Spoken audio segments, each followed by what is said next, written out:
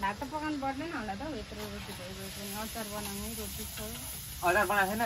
म त अचार बनाएको छ र लगाएर खान आँटेको सबै रितेछ हौ भन अचार बनाएको छैन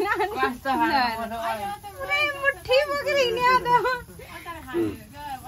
अचार आलु तासेकै छैन अरू सबै रेडी गरेको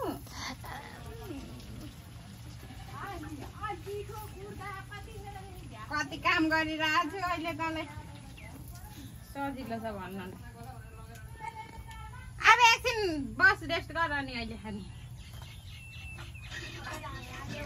कति मिनेटको बनाउने हो भ्लग पनि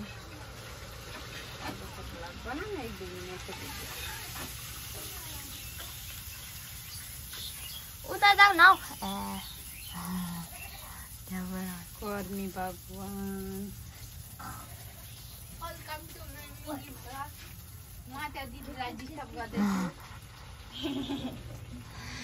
मलाई धेरै बनाउँदिन भोलि बना भन्छु झन् यहाँ लगाइदिनु अरे भाइहरूलाई पठाइदिनु दाढी चुली खानुपर्छ अत्ता त छ के त मर्ला बोलेर छोड्दै तातो तातो छ अहिले के को लु त्यति भए हुन्छ भाइ आटा धेरै छैन नि पिठो लग मम्मीलाई लाग्दो यत्रो चाहिँ के दिनु अरू खडा सबै हालिदिन्छु अनि पठाइदिनु पठाइदिनु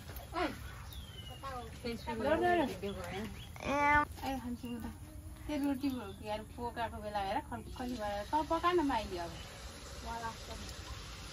अहिले म यो एक लटको पकाइसकेर उ त्यो त छोडिदिन्छु माइलीले पकाउँछु म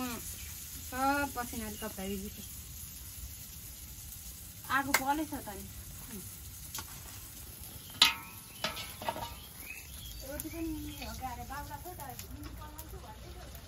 परेन नरमै छ भने भयो बुवाले चाख्नु भयो अनि घरिघरि चाहिँ आगो बल्दैन यस्तो रोटी पकाउन आउँछ तँलाई सिक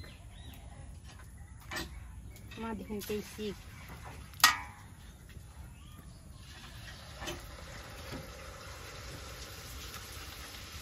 भयो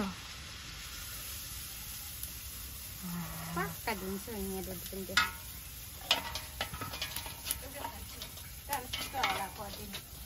तातै खानु न अचार चाहिँ बनाएको होइन दुधमा त्यो खानु निकालेर मलाई नि एउटा यसको चार्जर पनि हरायो अनि कसरी चार्ज लाउनु कसरी लाउनु न चार्जरै छैन त्यो खोलमै थियो निकालेर राख्नु पर्ने रहेछ म त चक्क पर्दैन होला भनेर ला तँ खोलमै थियो